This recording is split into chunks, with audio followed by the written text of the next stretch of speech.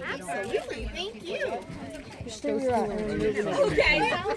Okay. And we will have to send 2 people to a seat though when the bus is full. Oh, got it. Awesome, thank you. Move up here when they start walking up here, alright? Alrighty, folks. Couple quick things before we go ahead and get rolling. Once again, my name's Olivia. If you didn't hear me before, give me a shout if you need anything. It gets a little loud up here, but I'll try my best to keep my ears open. Whenever the bus is in motion, I do ask that you remain seated. I'll make sure to stop at all the different animals, and then you're welcome to stand up and switch seats and move around, stretch your legs. That's perfectly fine. But whenever we are in motion, please just make sure that you remain seated so that none of our smaller friends go flying out the windows when we hit a bump. I'll also ask, please make sure we keep our hands, feet, arms, legs, any other appendages you may have, I don't judge. Please make sure they stay safely inside of the bus. Don't want fingers to get nibbled on or tentacles to get smacked around on trees or anything. Lastly, I will ask, whenever we get rolling here, please make sure that your phone is either on like silent or vibrate or do not disturb. The only reason being, there's one spot in the park where we're all gonna get 5G at once, and I don't want all of our phones to go off in a cacophony and have it spook any of the animals, that's all. You're welcome to phone, yeah, you're welcome to call or text or do whatever you have to do, that's fine. All right, anybody have any questions before we get rolling? If everybody's ready, we're going to take a ride on the wild side.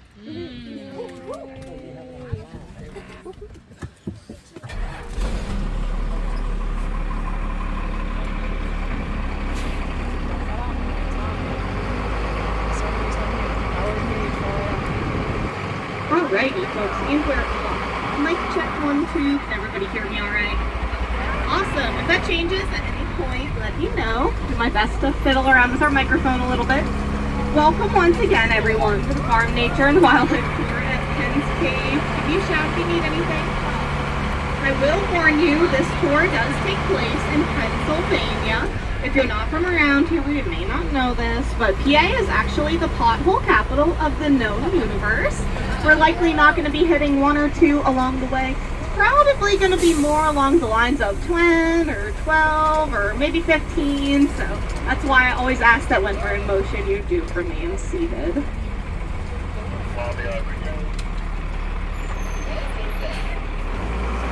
Now, as you folks first pulled into the parking lot this morning, you may have noticed a big, that is actually the Penn's Cave House.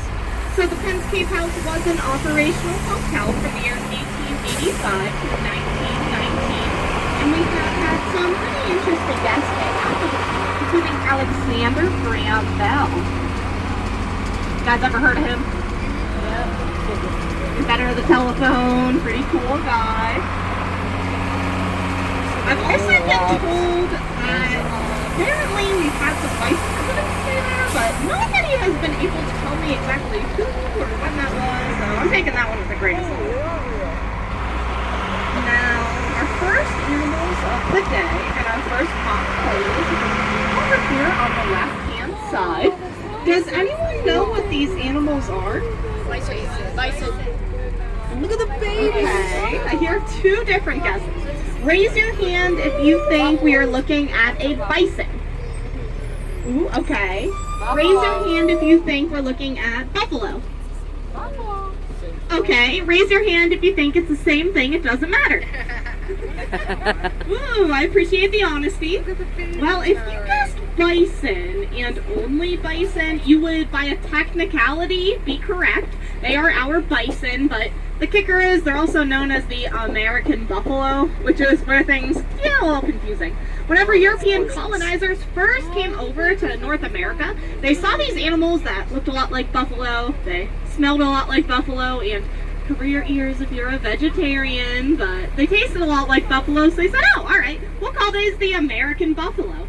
Well, over time the American got dropped off of that name, so I ended up with 2 different but very similar looking, acting, and smelling animals that were both being called buffaloes. That's where it gets confusing. Does anyone know how you tell the difference between a bison and a true buffalo, a water buffalo? The color. The what? Sorry? Color. The collar? Yeah. That's one way you can tell the difference, definitely. Is especially in the winter. In the summer, it's not as prevalent, but in the winter, you'll notice that these guys will have very large, shaggy coats. That is to help keep them protected up to negative 30 degrees Fahrenheit. The buffalo aren't really going to have a very thick winter coat. They're going to have kind of a very similar coat all year round. So that's one way you can tell the difference.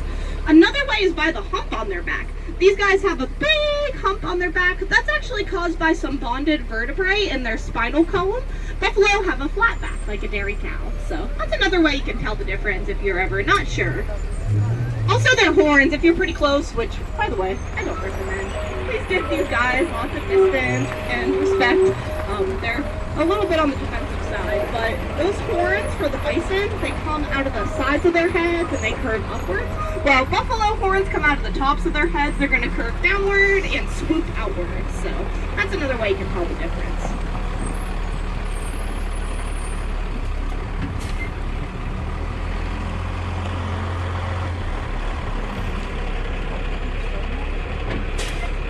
But the sweat isn't as much of a chance to get stuck in the grass there. Now, something that a lot of people don't realize about the bison is that we actually used to have them here in Pennsylvania. Unfortunately, they were pushed out during Western expansion, and by the year 1800, there were only about 1,000 bison roaming free at all.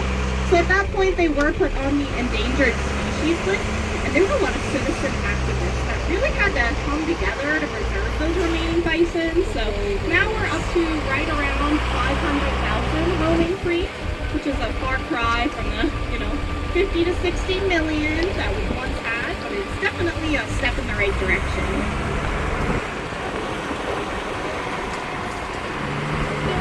Alright, now that we're all in a bison mood, I'm interested in on a terrible bison joke. Alright, you're all consenting. Oh, here comes your first awful joke. What did the daddy bison say to his son when he went off to college? That's right, he said bye, son.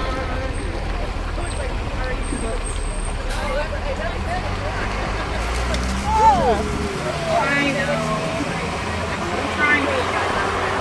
And this bus is about 8 feet longer than either of the others, so it's tough to hit those guys. I'll do my best to keep you out of nature.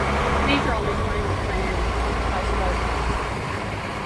Now, on the way over to see our next animals, you're probably going to see a couple of our longhorns over here, and maybe some of the horses as well. These longhorns over here are the bull and the steer for our longhorns.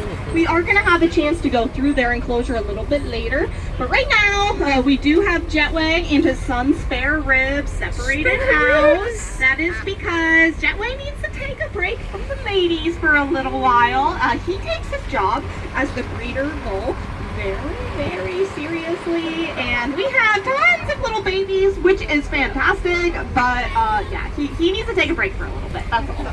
So he'll be able to rejoin the rest of the herd here in the next couple of months.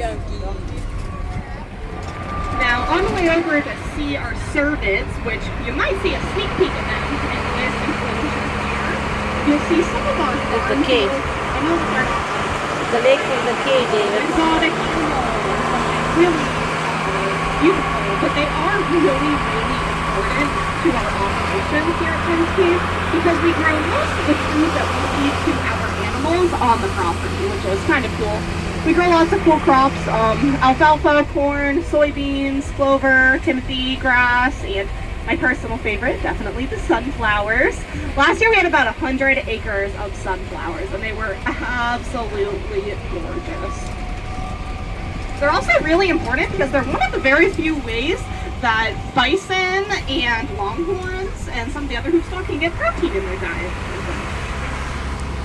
Now, this is usually the point in the tour where I like to tell my crop joke. But the last group told me that my crop joke was a little too corny. Sorry. That one's pretty bad. Speaking of corny, ladies and gentlemen, welcome to Jurassic Park.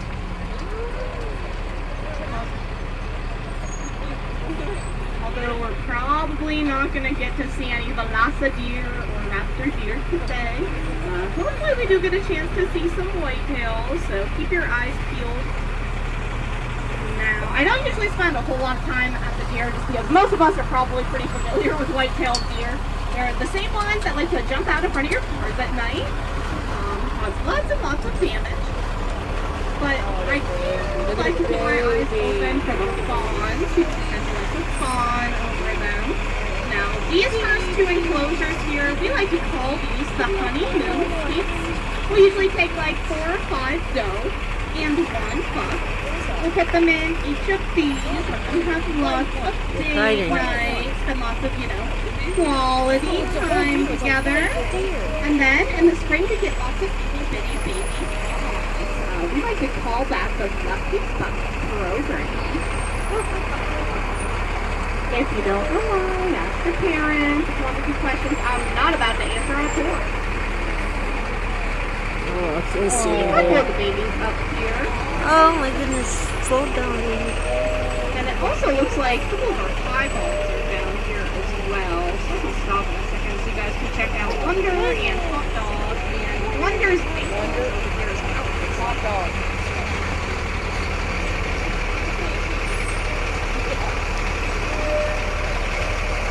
So you might notice that 2 of these white-tailed deer look a little bit different than the others. They are called piebald. So piebaldism is a genetic mutation that is kind of like an albino animal.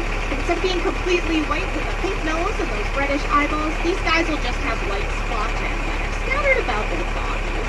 Gives them that really interesting coloration. The problem is, Wonder and Hot Dog here do stick out like a sore thumb, which really isn't a great adaptation if your entire game plan for survival is, not getting eaten. You really don't want to look any different from anybody else. Here's one of our breeder bucks. This one is Sully, and then one of his kids. It's funny, I've been here for a couple of years, and he is the first buck that has taken any interest in the little ones, but he will often have 2 or 3 of them following him around, and he'll take turns bathing all of them, which is really funny. It's his first time being a dad, too, so I don't know if he's just kind of confused, like, where did you come from, or what, but it is really funny watching him interact with them.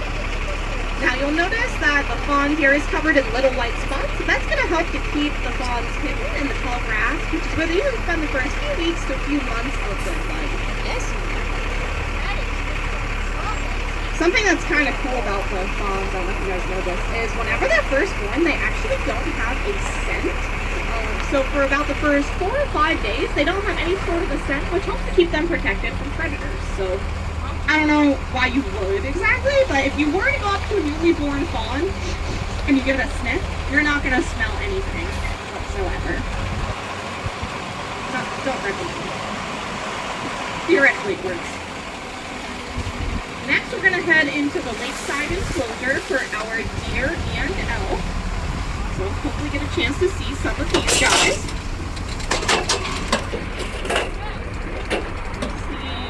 Of the elk over here on the left. Oh, and it looks like 2 of the breeder bulls are kind of way up on top of the hillside here. So hopefully we'll get to see some down here as well. Now we're able to keep the elk and the deer in the same enclosure since they are part of the same family. They're both part of the Cernidae family, and they actually don't compete over food sources out in the wild. So elk are known as grazers, while deer are known as browsers. So browsers will primarily eat the woodier tissues. They're going to strip the bark off the trees, eat lots of twigs and that kind of stuff. While the elk are pretty much only really going to eat like alfalfas and grasses and clover. So we don't have to worry about them competing over food. You can see some of the babies up here. I was hoping they'd be out. They're getting old now. They're about a month old. They're getting big. They're also covered in those little white spots, just like the deer fawns are.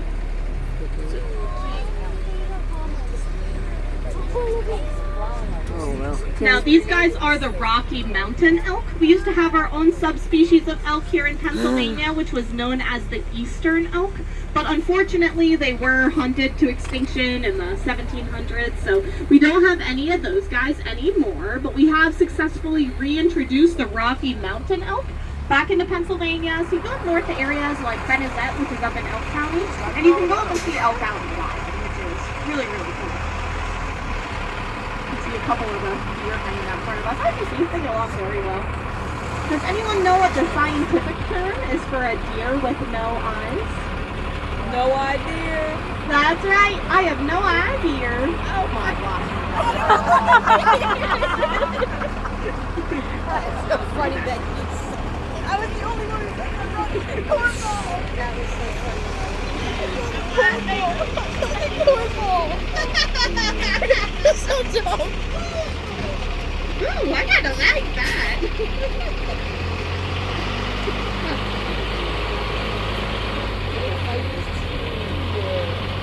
Now, speaking of dates, those big bowls over there, like, it looks like Quinton and Wilson are both over there right now, do some pretty interesting things in the fall during the rut, which is the breeding season for the elk, to try to attract their ladies.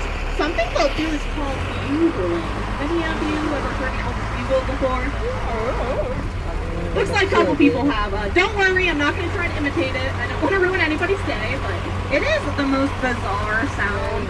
Best way I could describe it would be like somewhere between like somebody trying to yodel, doesn't really know how, and maybe a clown horn or something. It's absolutely bizarre. Look up a YouTube video later if you remember. It's bugling, and it's pretty wacky. Or just go see it in person if that's it. Something else that those big bulls are going to do to attract their lady loves is they will actually mix up their very own proprietary cologne. That cologne is made up of right around 4 parts mud to 1 part urine. So what they're going to do is they'll find a big old mud puddle. They're going to urinate and spit into the mud puddle. And they will spend anywhere from 2 to 3 up to even 4 hours rolling around in that mud puddle, making sure to get completely covered in that delicious fresh seafood. From what I've heard, it's supposed to drive the ladies wild. And I'll suggest you don't try that one anymore. Or if you want to, wait till you get home, please don't do it in my house. Like I said, I just clean it when we're done. Now, the road that we crossed over onto here, this one is actually known as Stagecoach Road, and that's because way, way back in the day before automobiles, folks would take a train into the nearest town, which at that time was Spring Hill. They would actually hop on a stagecoach right down this exact road, all the way up to the Penn's Cave House. Now, at the Penn's Cave House, they would usually get a nice warm meal. They would find a warm bed, and then they would go out on a cave tour early the next morning. So that's why we call this Stagecoach Road. Speaking of cave tours, I know some of you have already been on your cave tours today. If you have, you probably recognize Lake Nittany here on the right-hand side. This is the same lake you do kind of a pee-pee on the end of your cavern tour. Now you might notice that Lake Nittany is a weird, like green, almost a turquoise color. Did you guys talk about that? No, but can you tell us about it? Okay, so that's because most of the water in the lake, it actually passes through the cave, and as it does, it takes on a lot of minerals from all of those limestone formations. It actually becomes really hard. And since the water's so hard with lots of minerals like calcium and magnesium, it will only reflect the blue and the green parts of the light spectrum. So it gives it that really beautiful greenish color. Hold on, cattle guards. Bump up. What's up with these? Now, those bumpy things we went across are cattle guards. I get a lot of people asking why the hoop stock don't just randomly jump out. Oh dear! Wild ones. Wilds. I Nice. think that's good. We have a group of 3 doe. See through the dairy leaves. The reason that we see a lot of like wild animals in this area is Butterfly. classified as a edge habitat, which basically means it's where the forest meets the edge of the grassland here. So we get all sorts of interesting wild animals here. So great eyes, everybody. Keep your eyes open for other stuff. Sometimes interesting creatures. You see things like turkey, bald eagle, red-tailed hawk, Sasquatch, partridge, all sorts of interesting things. So let me know if you see anything. Pull over and take a look. I was saying, go over all those bumps on the way into the stall enclosures, and that helps to keep everything safely inside. Because the hook-fast animals are on animals' eyeballs are on the sides of their heads rather than in front like ours, so they don't have good depth perception. But that helps us keep everybody inside. Hold on, big bump's coming up.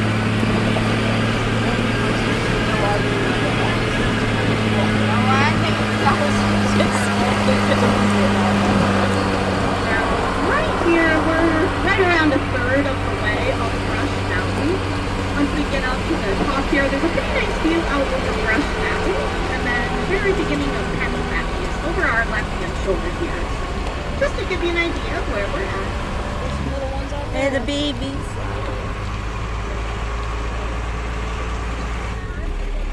So my camera quality is 10 times worse whenever I zoom in, so I'm not going to do that. Here are a couple of the longhorns. I was looking for them. So over here on the left, you're going to see some of Jetway's lady friends and some of the babies. Now these animals do have horns. They don't have antlers like the deer and the elk will. Antlers are going to be made out of cartilage that turns into bone, while these horns are going to be made out of keratin, which is the same substance that makes up our fingernails and our hair if we have any. They're also going to be carried throughout the animal's entire life, so they're not going to fall off at the end of the year like they will for the deer and the elk. Nothing. Now those guys go by a couple different names. The most common one is the Texas Longhorn. Does anyone have a guess where they might originally be native to? No idea. Rhode Island. It's actually a trick question. They're actually not originally native to Texas. They were first brought over by this guy. You may have heard of him. His name was Christopher Columbus. He actually brought over the first cattle with horns on his second voyage in 1493. So up until then, there were no species of cattle with horns at all. The only reason they got the name the Texas Longhorn was because there were 6 gigantic ranches in Texas that really took over most of their hair. So not from Texas at all. Does anyone know why cows don't have teeth? Round beef. Shut up. Because they lack toes. No. Is there a joke again? Let's do it. I had a Laffy Taffy maybe 2 weeks ago that had that on it, and I was like, oh, this is too good. Now, as we keep on moving towards our next animals, I do have to warn you, these guys definitely already know that we're coming. That's because they can hear sounds that emanate from up to 2.4 miles away. And they can smell scents that come from up to 1.7 miles away. So they knew we were coming today even before we left the visitor center. Keep everything inside the bus. I want to smack the fingers. Now we do have one very important rule that goes along with this next animal. Might give away what this animal is. We cannot howl or bark at the next animal. It's a wolf, because our probably. wolves, yes, were taught to respond to howling as an emergency recall technique whenever they were very tiny pups. We don't allow any howling on the tours. We don't want them to become desensitized to the sound. This is gonna hit us here. If you can't tell, this is not the normal wildlife path that we take. I'm a little bit more overgrown. This is supposed to be an access road, but just ignore the bus that broke down over there, and nobody would come out because it was 4th of July weekend and everybody was closed. So now they ordered a car, but we can't move it until the park comes in. So it's just hanging out, and we're getting some reps in, doing some interesting things. Wonder if people hit the People walls asked me from yesterday. here. I did not break the bus. It wasn't me. It was Connor. What happened to the guests? Did they have to walk all back? What was that? What happened to the people that were on that bus? No, we sent another bus after them, and then we just backed it up, and they kind of continued on their way. It took a little while, but it wasn't too big of a deal. They just got an extra long tour. So, this is right here. This is our wolf enclosure. So Keep your eyes open for any of them. See nothing. They're fighting. They can look a lot like pretty long, running around underneath the trees. So keep your eyes peeled. Probably poison from that bus. The fumes are very stinky. I see nothing. The bird is coming and they hit. I haven't seen anybody quite yet. I can hop off the bus here real quick and I'll see if I can get anybody to come up for some treats. I don't think any promises, but I can try. Thank you. Oof, that was...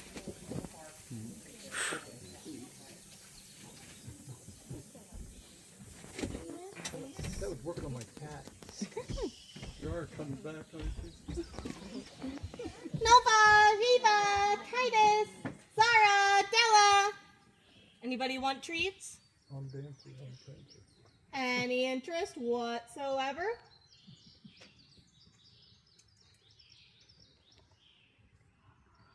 Guys are being awfully boring. You know I raised you, right? Just saying. Where? Where? Way, way back. Oh, that's so far. Where was it? Hello. Hi, friends. Come on. You gotta come up here. I can't throw that far. You're thinking about it. Just give them a minute. There are two of them way, way back along the fence line down there. We have a total of 4 gray wolves and then 1 Arctic wolf. So we'll see if anybody decides to come up. Wolves, even in captivity, are going to exist in a pack hierarchy system. So at the top, you'll usually have an alpha male and an alpha female. So for us, that is Nova and Titus. They will act in many ways as the parental figures of the pack. They'll decide when it's time to eat, when it's time to sleep, when it's time to move along, or build a new den. All of that stuff will be up to them. That white one right behind the tree there. Okay. Hi, Zara. Oh my goodness. Hi, Zara. Is that the Arctic one? It is. So this is Zara. She's our Arctic. Then below them, you'll usually have the Beta, who's kind of the second in command, and they'll step into the Alpha's role if either of the Alphas are not around for any reason. Hey, Then you'll have gorgeous. any number of subordinates, like Zara that's here. pretty. She's kind of in that middle of the pack area. Hi, Zara. I took photos of... All the way down to the Omega. So for us, that is Della. Della would be the one out in the wild that would be the last one to eat. No worries. She would usually be pretty smart. She'd be the one that would be more likely to go out and found her own path with other Omegas, which is kind of nature's way of keeping up genetic diversity in the wolf population so they don't all just keep breeding together over and over and over again. Here's our... Hi, gorgeous. I missed it. Let's try. Zara. Good girl. Now, there are some differences between wolves and our domestic friends at home. One of the biggest things I hear all the time when we get up here is, oh, she looks like a husky or she looks like a white German shepherd, which is fair. Yeah, there are a lot of similarities, but there are some big differences.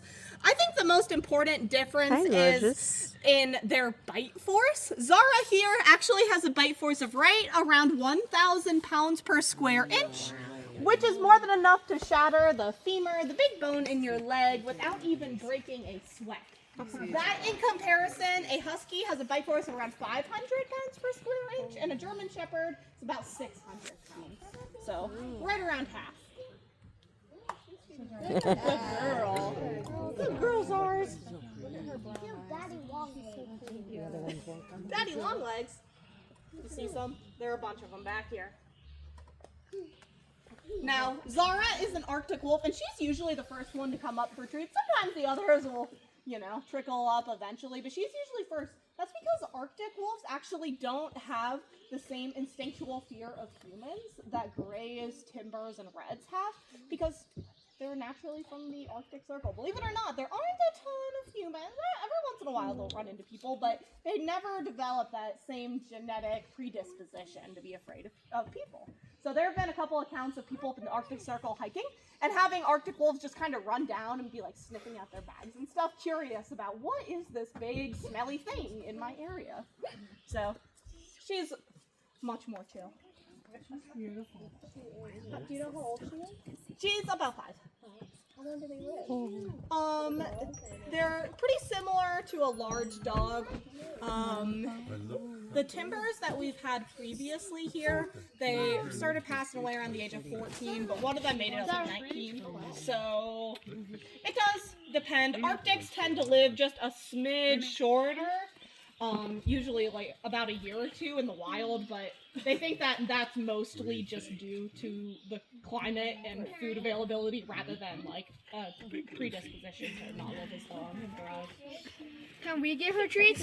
No, I wish. Yeah, when they were babies, they needed fed like every 3 hours, and they had their. Whenever we first got the grays, 2 of them had their eyes closed. They were tiny. Wow. Yeah, it was so cool. Now I just go pooping. Then they get big, and you're like, oh, this isn't as much fun. No, I love my job. Don't get me wrong. Great questions. Any other questions about Zara? How many totals do you have? We have 5. I don't know. The rest are just being antisocial, I guess. We have 5. 4 grays and then the 1 Arctic. Oh, we saw the unique one. Yeah, she's definitely. I don't know. If there's one to see, it's definitely her. But I do wish the others would at least like.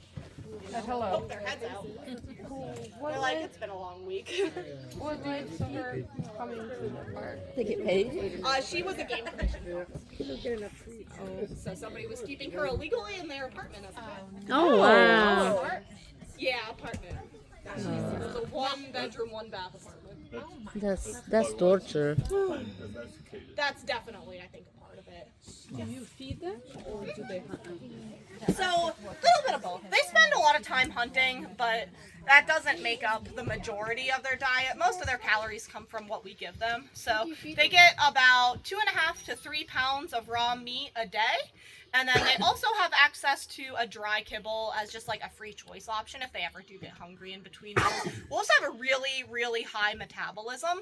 That's another difference between them and the domestics that we have is their metabolism is much, much higher. So we do supplement their food, but they do have some opportunities to hunt as well. Pretty much every day, at least one of the wolves has caught a So little that would be something like in there. raw meaty bones meat. Yeah, we give a lot of, there are a lot of kids on board, so I didn't get into it too much at the Bison or the Longhorns, but we give them a lot of what we have on the property. We also serve Longhorn burgers and Bison burgers in the Cave Cafe, by the way.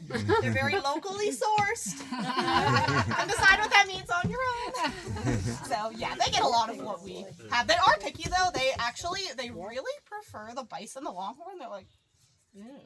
Like they'll eat it eventually if you're like, all right guys, this is what you're getting. I'm not giving you something else. They'll eventually eat it, but they much prefer the Bison, which is funny.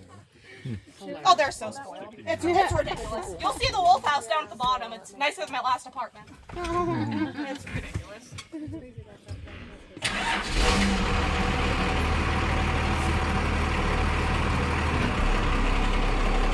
Nobody else came. Oh, wow.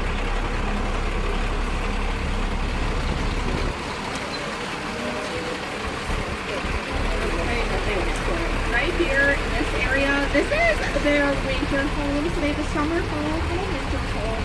We just kind of flip them back and forth periodically throughout the year. That just gives them different areas to explore, different places to hunt. We let it fill up with little like prey items and let the leaves and everything get overgrown since we don't get tours in the winter, so nobody really has to see them super well. We just let it get all nice and grown up and give them different areas and move their toys and feeders and stuff around to keep them happy and healthy because they're rich. And then down at the bottom, you'll see it whenever we go around the turn, you'll see the wolf house. It doesn't look like that much from the outside. It's just a little cement building, but in there they have, air conditioning in the summer, heat in the winter, cool running water 24/7. There's literally a radio in there. It plays classic classic rock now. If you change the station, ask me how I know. The world will get very upset with you. They will start howling, and they will refuse to come in and eat their food. 99.5, 107.5 the bus, by the way. That's what they listen to. And they get very, very upset if you try to change it. So, if you ever come to Penn Cave on one of those hot, like 100-degree summer days, and you don't see the wolves at all, that's probably where they're at, and honestly, I really can't blame them all that. I wouldn't be surprised if some of them are hanging out, even though it's cooler out today. It's been a long week with lots of tours and lots of treats. I think they're just kind of over it, which is fair. Except Zara, and she's a princess.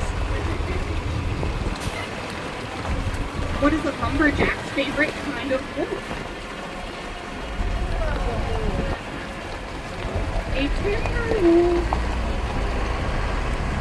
Wow, not even a pity laugh for that one. I can't believe it.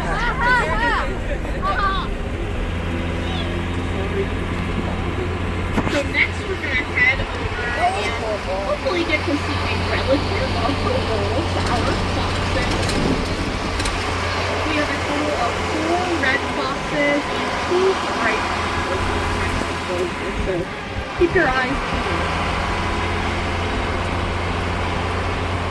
They can look a lot like pretty long rocks right now. I see one. I see one over there. There's one right before us. Looks like Sly is out at least. And that's either Swiper or Zorro on top of the rock. Can't tell which one, but we'll stop and talk a little bit about our foxes.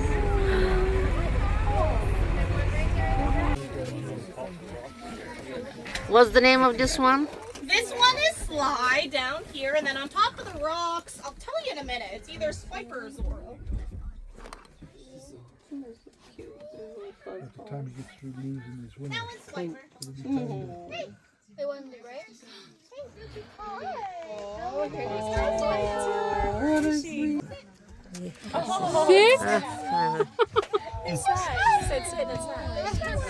Sly isn't down here trying to steal the treats from him, he must have something else he's playing with. More interested. This one here, Swiper and Sly, they're actually brothers, and they're both red foxes. So you might be thinking, Olivia, one of those foxes isn't very red. You would be correct. Sly is actually the melanistic version of a red fox, which is also known as a silver fox. So melanin is the same chemical that makes our skin and our hair darker in some people. So Sly's body kind of goes into like hyper overdrive whenever it comes to melanin, which is what gives him that really, really gray Oh my goodness. Oh, he's so cute. Here's another one. Oh, so cute. This is another of the brothers. This one's Zorro. Yeah, they came from a fur farm. That got shut down. Yeah. Oh my gosh. Hi, friends. Good boy. Oh, they're so pretty. So it can be kind of difficult to tell the difference between a gray fox and a melanistic red fox, which is also known as a silver fox. The easiest way is, I know, it's so confusing. The easiest way is by the tip of their tail. You'll notice that all 3 of these boys have a white tip to their tail. A gray fox will always have a black tip to their tail. So that's how you can tell the difference if you're ever not sure which one you're looking at. Oh, he's coming. He's coming. Gosh, you're bigger than Bianca. Yeah. Sit, Fly. Shedding finally. They're struggling to get out that winter coat this year. It would help if they would let us brush them. But they don't like brushing. We even got them like a brush, and I put it on their tree back there, the dead one, because they killed this tree because they rubbed on it so much, and it died. So I was like, okay, perfect, I'll put the brush on there. And now they refuse to rub on that tree. I don't know. We tried. Look at how cute they are. Now, foxes are opportunistic omnivores, which is basically a fancy way of saying scavengers. They will eat anything that they can get their mouths on. Lots of carrion and roadkill and all sorts of really nasty stuff out in the wild, which is part of the reason that they usually don't live as long out in the wild as they do in captivity. In the wild, it's pretty lucky for them if they live to be like 5 years old, while in captivity, these boys are all 10 and they're still very healthy and expected to live quite a long Mama, will they try to eat metal? They have been known to eat. It's awful, but they've been known to eat like beer cans that have been thrown out, and even like nails and stuff. They're goats. So they're goats. Yeah, they really are. Yeah. They're a lot smarter than most goats. But no, you wouldn't know it if you look in their poop. Ew. Now, our foxes get usually about a pound split among them of raw white meat every day. Either like turkey or chicken or duck or quail, kind of depending on what we have. And then they also get a variety of fresh fruits and veggies, since they would be eating lots of those out in the wild as well. So right now this is just dehydrated chicken. It's nothing exciting. We do lots of fresh fruits and veggies on the tours, but when it's hot and muggy, like July, we usually don't. Because they don't last all day. What do their coats feel like? Really soft, floofy, and stinky. I don't know if you guys can smell that, but these guys are pretty smelly. They have the same gland at the base of their tail that a skunk has, and they will rub their butts on everything. So you definitely don't want to have one in your house. But they're cute. They're cute but stinky. You know what pooped in front of our house because was in the fox? Great questions, everybody. Any other questions? Yeah. How big is a fox's poop? How big is a fox's poop? You might see some down there. We do poop scoop every day, but you might see some. I don't see any super It's like, right now. does it look It's like usually dog's about- poop? It's like a very small dog's poop, maybe like something along the lines of, I think, like a corgi or something. Ah, Pretty so it's similar. small, yeah. It's pretty small. Okay. Good question. I've never got that one.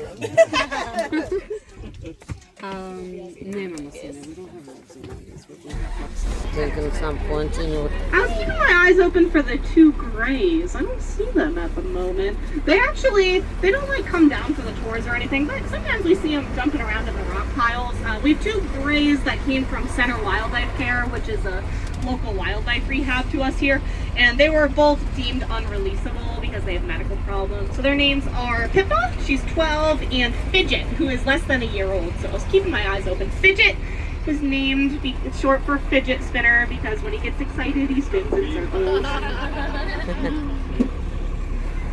If a dog that You does can see our that. bee boxes over there. If you've been on a wildlife tour in the past, you may have seen them, or a cave tour for that matter, you may have seen them in different locations. We have been attempting to make our own honey here at Penn's Cave for 3.5, 4 years, something like that now. And it keeps getting raided by black bears. A wild black bear keeps coming in and eating all the bees and all the honey. So now we have those ones dressed up like Fort Knox. And they are powered, there's electric fencing around them and a solar panel. As of 2 days ago, I just put that in. There's a solar panel just in case something happens and somebody needs to come down and check on them. There's a little solar panel with big lights to light up the area and hopefully to keep the bears out. So hopefully sometime soon we're gonna have our own honey for sale up in the visitor center. So for the next part of our tour, folks, we're going to be heading up the hill that's on the right here, and we will have to do just a little bit of walking to see these next couple of animals, so stay tuned for that. Once we get up there, I will ask, please just make sure that we stay together as a group. If anybody would like to remain behind on the bus, you're fine, that's fine, but please just stay on the bus and don't go wandering about the grounds, please and thank you. This is Olivia's Beartail Clear.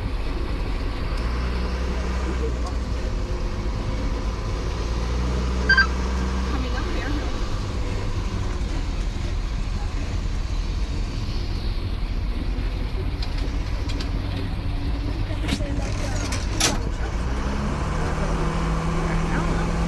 Now I'm gonna get up just a little bit of speed to make sure we make it up the hill in one piece, so don't be alarmed. It's also gonna be quite a bump as we transition from the gravel to the concrete, so just hold on tight, don't bite your tongue.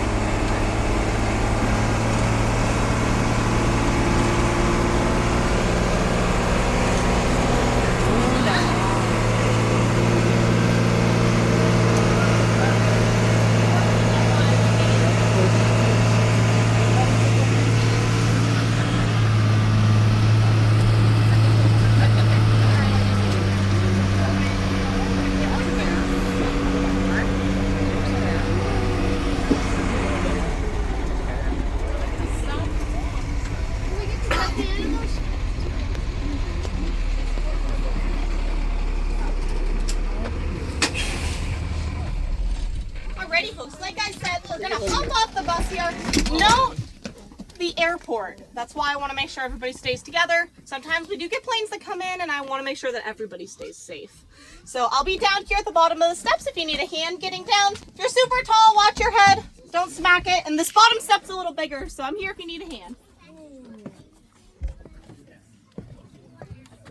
Need a hand? I got it. Thank you. Thank you so much. Of course.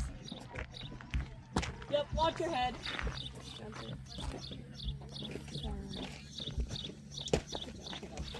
Yep, of course. Thank you.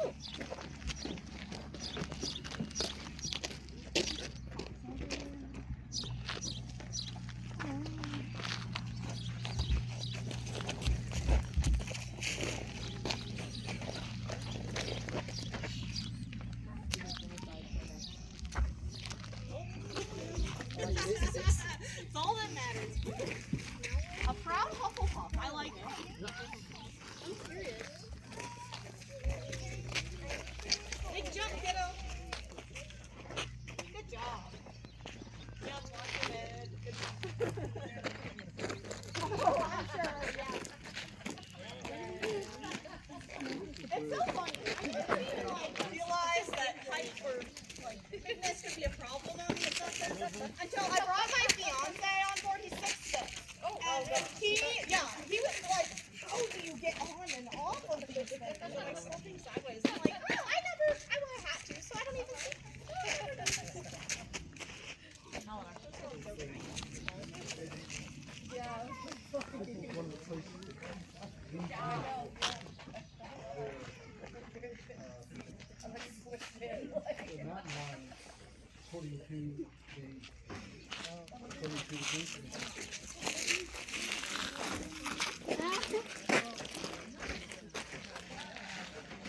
All right, we're gonna head on down this way. Hopefully get to see a couple more critters. As we make our way through the butterfly garden, folks, I do ask, please make sure that we stay on the pathway and we don't climb on the fences or the landscaping. I'm not trying to be mean. I just don't want you to get hurt. That sounds like paperwork that none of us want to do. Exactly. Right? That's cute. Incident reports are not fun. No, you cannot pet the animals. You do not want to pet this one, I promise.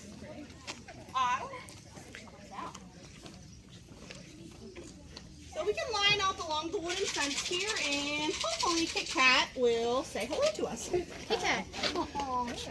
I love the candy of Kit Kit Kat! Oh, that was a good throw, Kit. Nice. She'll come out. Just give her a second. She's on her way. I see. Yeah. Our distinguished Kit Kat. She is on the older side, but don't tell her that. Oh, Kit Kat's right there. So Kit Kat here is a bobcat. She's coming out. The bobcat was named for their short bobtail, which makes sense. And you'll notice that Kit Kat has some pretty interesting coloration. She has lots of dark patches on her back and then a very white, fluffy underside. That is called counter shading. Hi, Kit. The way the counter shading works is Kit Kat here out in the wild would be semi-arboreal, meaning that she would spend lots of time up in the treetops. So if any creatures looked up at her from below, they would just see white against the white to blue to gray sky. Well, those dark patches on her back will help to keep her hidden whenever she's down on the forest floor. Now, you'll notice that Kit Kat, usually she starts eating treats. I think I woke her up. You'll notice that she has some white spots on the back of her ears. Does anybody have a guess what those might be for? They look like eyes from the back. Yep, exactly. Those are called her eye spots. And the way that they work is they'll let Kit Kat take a bit of a cat nap during the day. And then any creatures that sneak up on her from behind are just going to see two big, white, and wide-awake eyeballs staring back at them. So that's the idea behind those eye spots. Also, if she were to like bend down and take a drink out of a puddle or something, they would just see those big white spots and they wouldn't feel comfortable jumping on top of her. You'll notice that she also has a little tiny white dot on the tip of her tail. That's actually for her kittens. If she were to have kittens, they are born with really poor eyesight, especially dark sight. So these guys will have that little white tip on their tail, for both the male and the female have it, so that any babies that come along are able to find them more easily in the That's evening. cute. That's a cool idea for nature. You know, ladies don't poop Kit Kat. I don't know if you knew that. But that's gross. Anybody have any questions about Kit Kat? How old is she? She's 22. Wow. Yeah, she's What's their lifespan? yeah, she doesn't like it when you talk about her like that. Seriously, she knows. Their lifespan in the wild is usually 8 to 10 years old. In captivity, similar to a house cat. Okay. So mid to late teens. But sometimes you get them that live into their 20s. But she's definitely a distinguished young lady. Okay, cat. All right. They were asking it. If nobody has any other questions, I'm going to take you cool cats to see a few more cool cats right down this way. I'm going to break my own rules.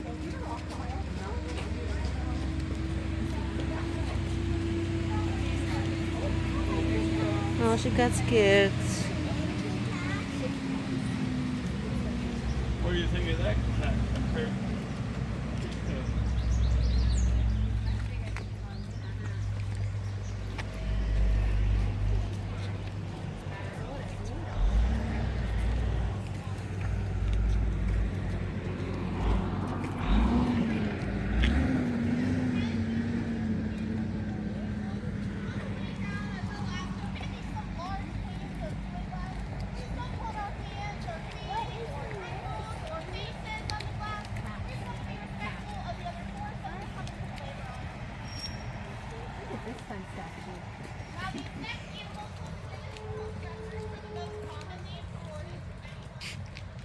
That's pretty cool.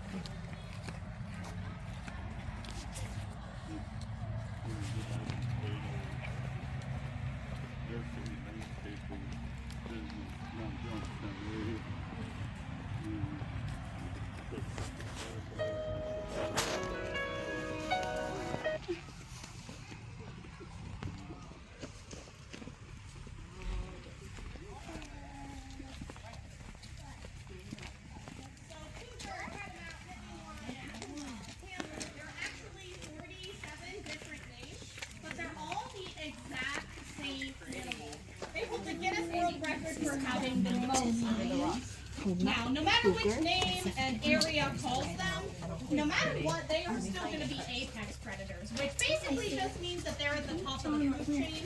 A mountain lion is able to eat pretty much anyone. Do you see them? No Where one are they? can eat them. So that's going to be an apex predator in a nutshell.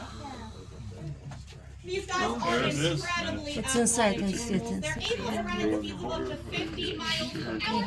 They can run and jump up to 30 feet horizontally or 15 feet vertically, which 30 feet horizontally is almost the length of a bus. Just to give you an idea of how athletic they are. That's a bigger kitty. One of my favorite things that they do is called food caching. So a lot of times a mountain lion is going to make a, harvest. That's way more than they can eat in one sitting. So they're going to save some of that food for later. The problem is they don't always remember where it is that they put it. And I don't know if any of you guys read about this, but a couple years back there was a lady out west who was hiking in one of the state parks, and she got hit on the head by a deer carcass that fell out of a tree, and she ended up getting a pretty bad concussion, and ski patrol had to escort her out. So now there are signs up all over that say watch out for flying deer. So, these guys taking them way up into the trees and then forgetting where they are. Just the two. Yes, How many are there? Spayed and neutered, by the way, brother and sister. Oh, I see now. No thanks. They usually live to be a little bit shorter lifespan than bobcats. Usually 14 to 16 is about average. In the wild, usually 11. Do you know how old they are? They're turning 4 on the 23rd. Oh. We're having a birthday party for them. We're also pretty close to Penn State here, so I always like to mention, at the football games, they always do the big Nittany Lion roar. The sound that they play over the loudspeakers, that is actually very digitally enhanced. These animals cannot roar. They don't have the modified larynx that they would need to roar. So they are completely incapable. Hey, bud.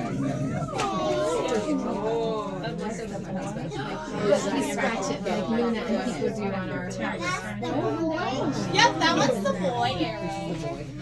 Now that he's up and moving, you might see a big flap of skin hanging down from his belly. I had a little girl, this was maybe a month ago now, who came up to me and said, Miss Olivia, did the kitty have liposuction? Which was hilarious. She was like maybe 8 or 9 years old, which was a really big word. No, he's perfectly fine. That's his primordial pouch. They have those to keep their internal organs protected. Shut it. So, My own cat has when he's fat.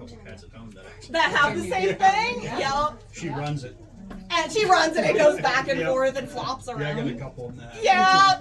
Especially as they get older, they start to show it kind of more and more. My cutie pie is adorable. It's adorable. Right? It's great. She just rolls her eyes. I'm keeping them protected from predators.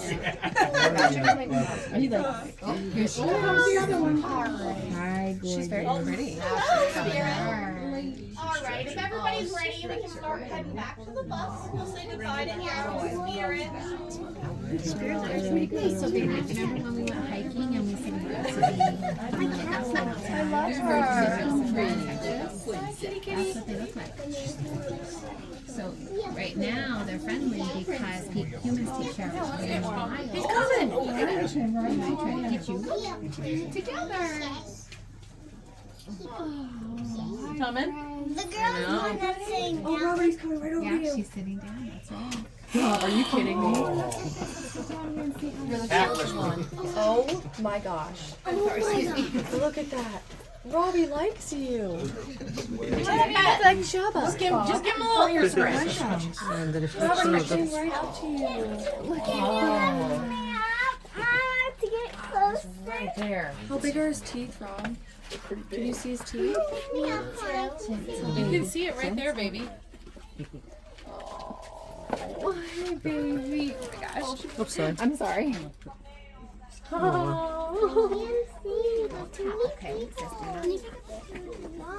because that might hurt his ears. Oh, they're so pretty. They're my favorite. All right, baby. The tour is going this way, so we have to go in further. They're my favorite. All right. This is their prince.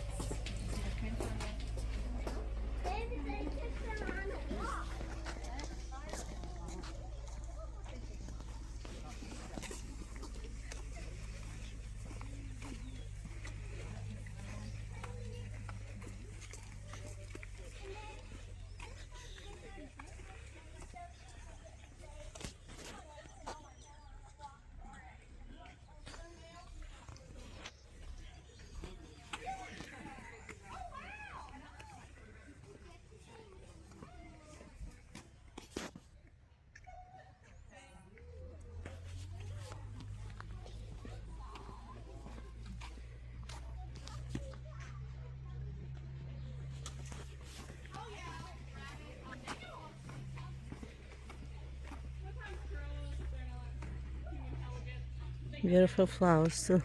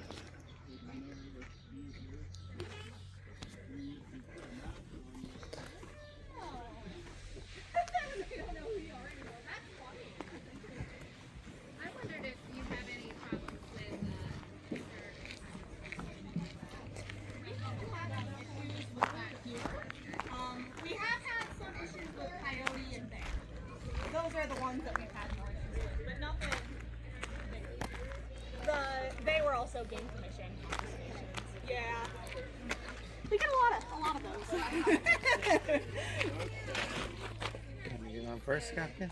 You can get in the window. All that good stuff. Make sure nobody got eaten. You get replaced by a skinwalker. Unattended children will be given to the mountain lions. Unattended spouses will be given to the hiring manager.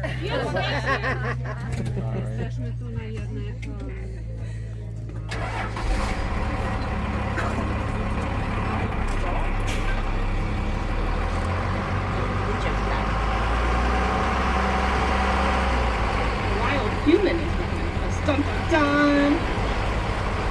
That one's name is Cody. We feed him Red Bull energy drinks, Mountain Dew, and beef jerky to keep him happy. Is that what? What it takes out here. I pointed out the airport when we were back there. You probably couldn't see the runway when we were parked, but you can see part of the runway here on the right-hand side. And the building with the big red plane on it is the hangar for unmanned airport. So if any of you guys are pilots or people aspiring pilots, feel free to use it. It's open to the public, dawn to dusk. What was that? I didn't hear. All I heard was airplane. Yes, so if people have their own airplanes, they can bring them in. They used to do tours out of the airport back in the late 80s and 90s, but our pilot retired, so we don't have him anymore to give airplane tours, unfortunately. So the job is open? Does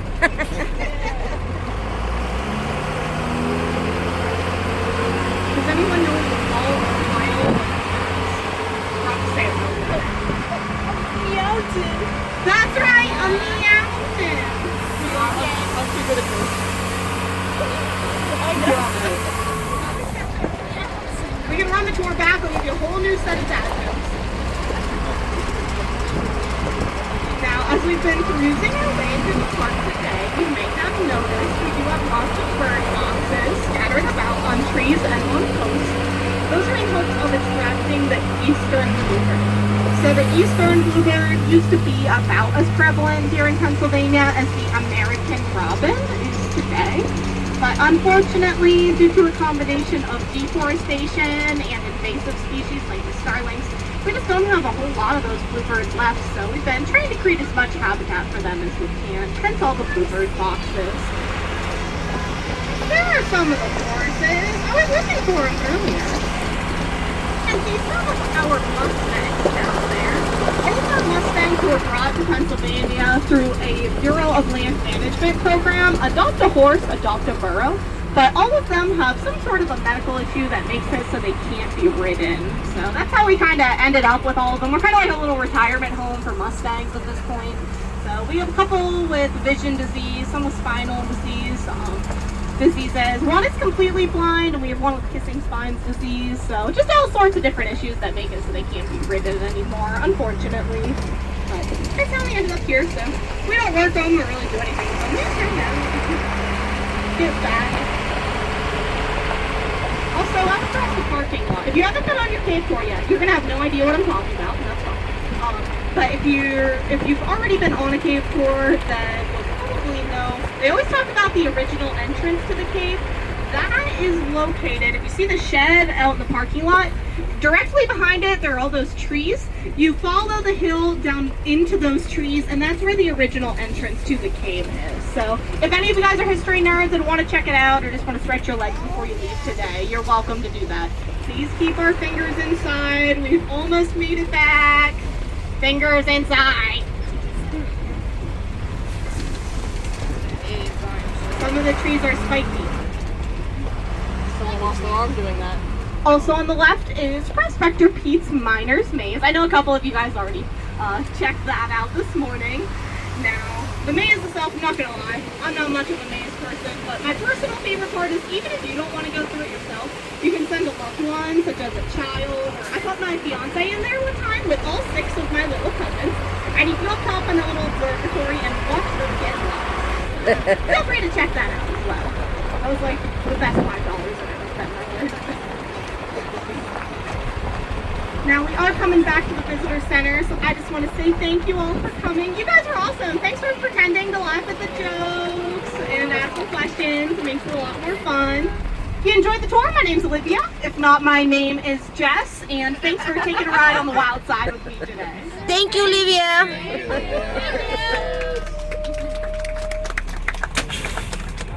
That's definitely not necessary, but thank you guys. You guys were a great group. Thanks for coming, and I hope you guys learned something and have fun. I'll be down here if you have any last minute questions or need directions or anything like that. Let me know.